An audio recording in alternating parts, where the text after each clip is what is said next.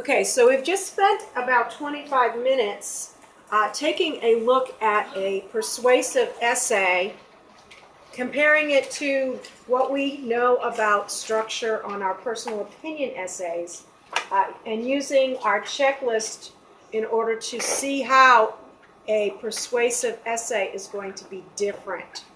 All right, so let's go ahead and share some of the things that we noticed. Now, a good strategy might be for you to put a little check mark next to something if somebody else has already shared it.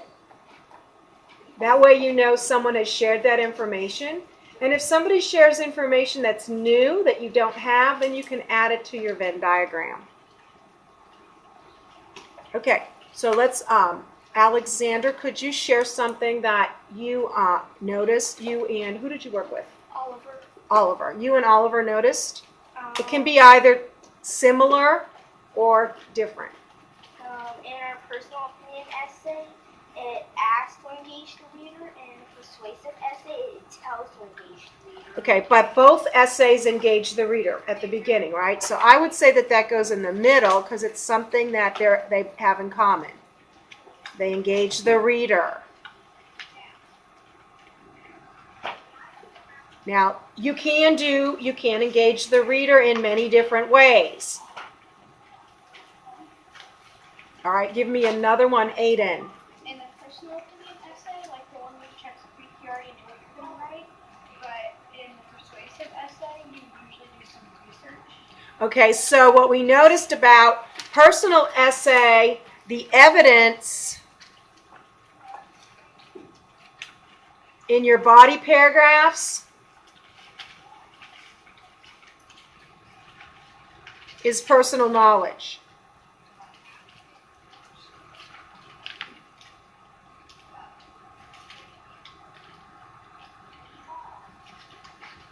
And experience, your background information, what you already know in your head. Let me scoot this a little bit bigger so you can see it. There you go. Okay, and what they noticed was that the evidence in a persuasive essay seems to be from research or text, right?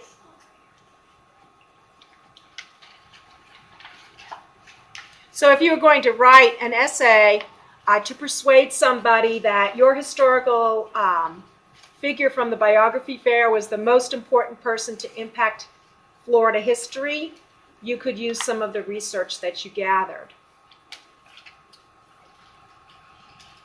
And if you think about the zoos essay that you wrote, you remember you had to read some articles and then you had to create an essay. That's what we're talking about. The evidence comes from research or a text. Okay, what else? Sophia? In persuasive essays, it only focuses on one topic, and in personal opinion essays, it focuses on like 3 different topics. Can you say more about that a little bit? Because I'm noticing when I was looking at this, the topic, when we think about our topic for our Chetts Creek Elementary essay, it was all about Chetts Creek Elementary, correct? And it was all about your opinion of it, whether it was a great school or not so great of a school, okay? This one seems to be focused on the fact that this person does not believe that technology use is a good idea, okay?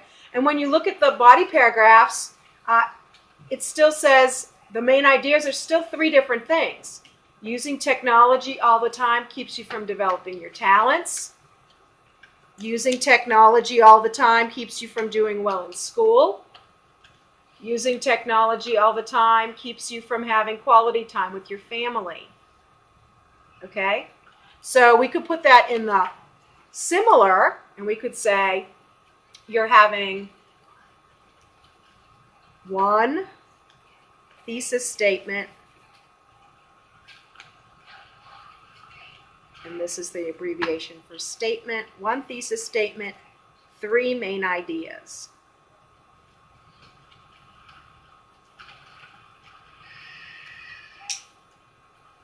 Okay, so that's something else that's similar in both of those. Who has something else they'd like to share? Okay, Mariah? They both have mini stories.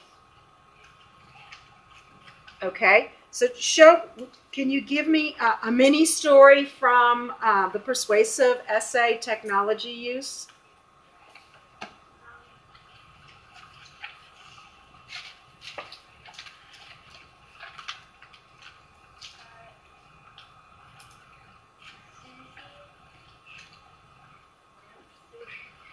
Was only allowed to use technology before all other technology was forbidden, and she had to go to the library to use a computer.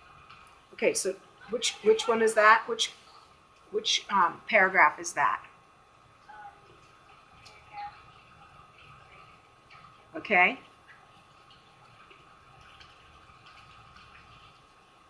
About Susie or Sussy? Okay. All right, now in the article, you notice what it says here? In the article, so is it a mini story? It might sound like a mini story, but it's a mini story that was from the article. Okay?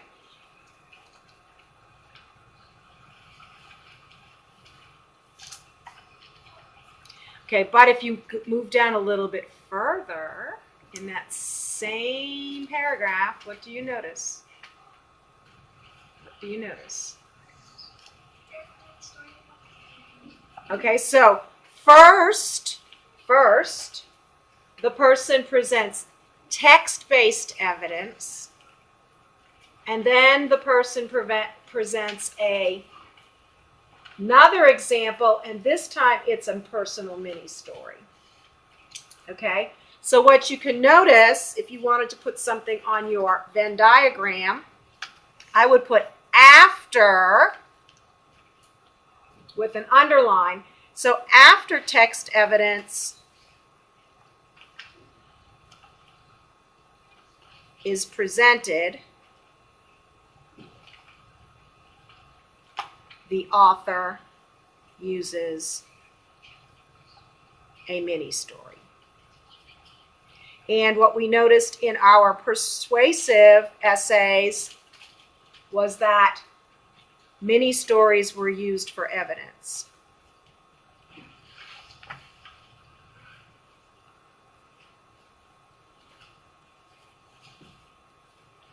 Okay, what else did you notice? Okay, Olivia? I think on both there's a call to action. Okay, so we see the same structure, right?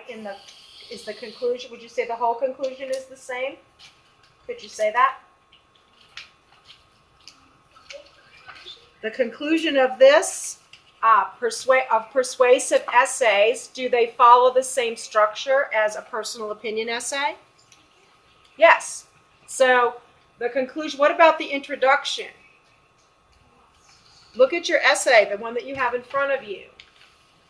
Would you say that both the introduction of a persuasive essay and the conclusion of a persuasive essay follows the same structure as the introduction and conclusion of personal opinion essays? What do you think, Carter?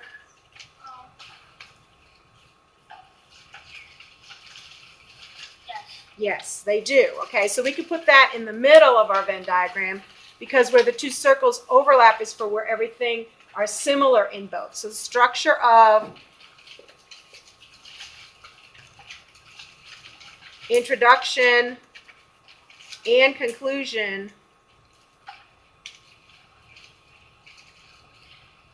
are similar or the same.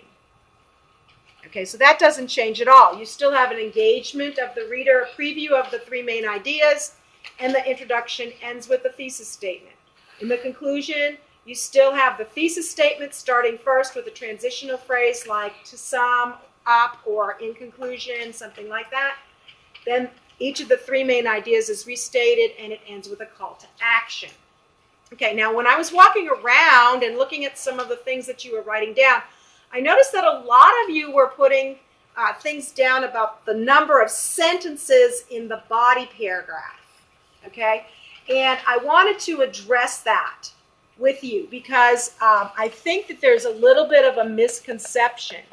You can't, first of all, you can't really just count the number of sentences because there really is no specific number count. You just need to present enough evidence and elaboration on it so that your reader can clearly see what you're talking about. And some of you were looking at your checklist for your personal opinion essays, and you were saying, well, the body paragraph in my personal essay is 5 to 6 sentences. Well, be careful because you're reading this incorrectly. It's 5 to 6 sentences of elaboration. Okay? That does not include your main idea sentence. That's not elaboration.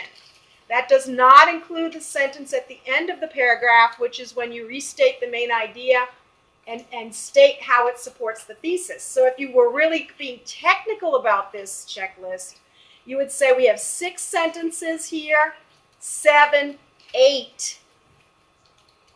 Okay, so don't read that incorrectly. It's not a 5 to 6 sentence paragraph. And you really don't want to count the sentences to determine whether or not you've written enough. Whether you have written enough depends on how convincing you are, how much you have provided for your reader to actually know what you're talking about. Okay, one last thing. We noticed that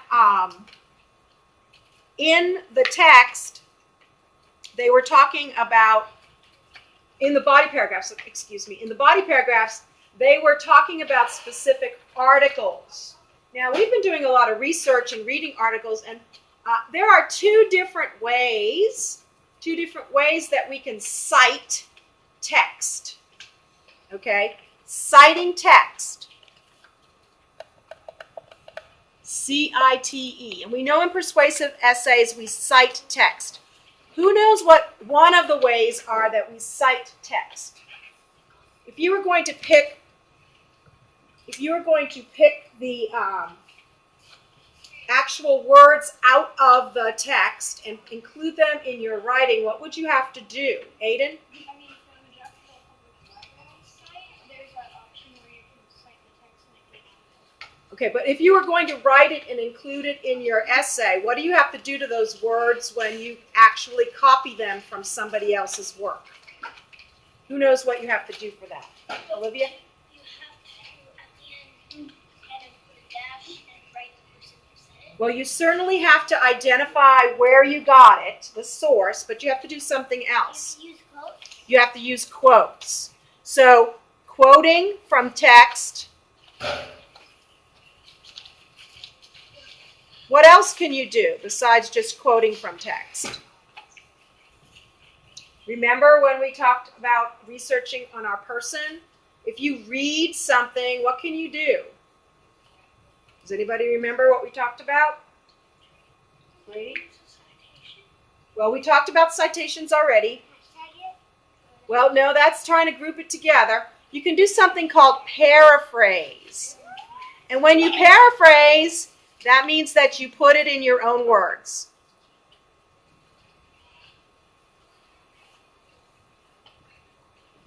And we know that in our personal opinion statements, all of it is our own words. So when we think about the difference between these two essays, we can already see some things that we're going to have to learn as we shift to persuasive essays. We're going to have to learn how to cite text evidence. We're going to have to learn how to quote, and we're going to have to learn how to paraphrase. Those are important skills that we're going to have to learn. And the other thing that we're going to really focus on is word choice. And how important it is for us to carefully select our words to persuade. Because our purpose for writing this essay is now different. It's not just to share our personal opinion about something, but it is to persuade somebody else to think about something in a different way. Okay. Tomorrow we'll start by planning our next essay.